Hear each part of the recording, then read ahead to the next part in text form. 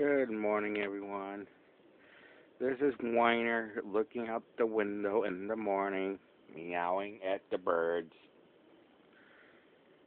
Don't he look so cute? He's just wagging his tail, talking to the birdies. Me and the wife, we're still in bed. I got a bad headache. So yeah, it's one of those days. It's cold outside.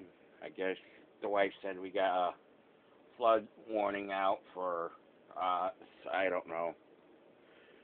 I don't pay much attention anymore. Um, but other than the headache, hopefully it's a good day. Finally got a hold of our caseworker. Well, she did. He finally called back after 4 or 5 days.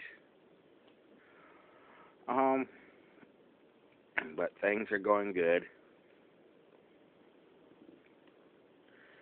So if anything exciting happens, I'll record it. If not, then I'll talk to you people later. Goodbye.